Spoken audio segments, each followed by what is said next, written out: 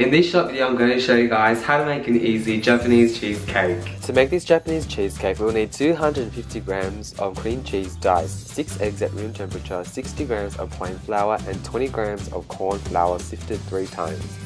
60 grams of butter, 140 grams of caster sugar, 200 ml of milk, 1 to 2 teaspoons of lemon juice, and a quarter of a teaspoon of cream of tartar. We will also need 1 spring-form tin, 3 sheets of aluminium to wrap the base of the tin, and baking paper to line the base and the sides. Once you have those ready, secure the aluminium sheets to the base of the tin to ensure that water will not seep into the cake mixture later when we bake it in the bain-marie. All the ingredients will be listed in the description below for reference. After that, line the tin with the baking paper. The trick to do so is to use a little bit of butter to stick the baking paper to the base and ensure it won't move around. And the same thing to the sides.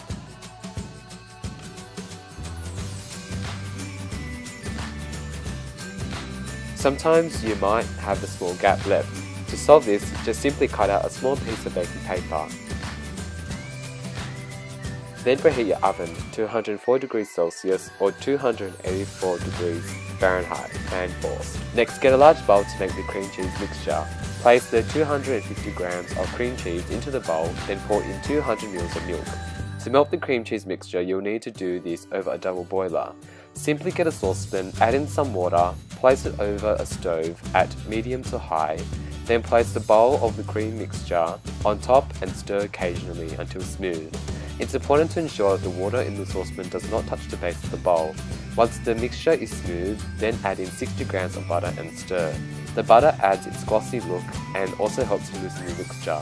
Then place the bowl in an ice water bath or let it sit aside to cool down. The next step is to create the meringue. To do this, we'll need to separate 6 egg whites from the egg yolks.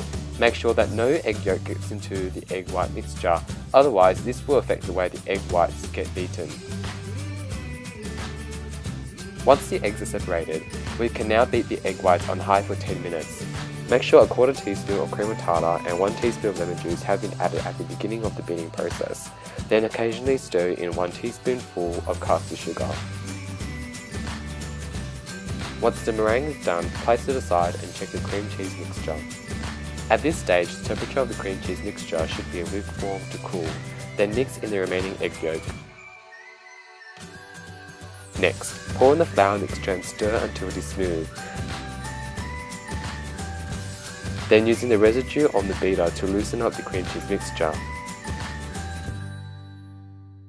Gently fold in 1/3 of the egg white mixture into the cream cheese. Continue folding 1/3 of the egg white mixture until the cream cheese mixture is smooth and incorporated. Remember to avoid overfolding to minimize air loss from the egg whites. Then pour the mixture into your tin. Make sure that it does not overflow, then gently smoothen the top with a spatula. In the oven, pour some hot water into your bain-marie tray, then place your tin in the water at the lowest oven shelf and bake for 55 to 60 minutes or until golden at 140 degrees Celsius or 284 degrees Fahrenheit, fan force and test with a clean skewer. Once your cheesecake is done, turn the oven off and let it cool inside with the door open or ajar to prevent any dramatic changes in temperature. Once it's cooled, it's best served chilled. If you like this video, subscribe, give it a like, and follow me on my social media links. I'm on Twitter and Tumblr, and feel free to leave me a comment below.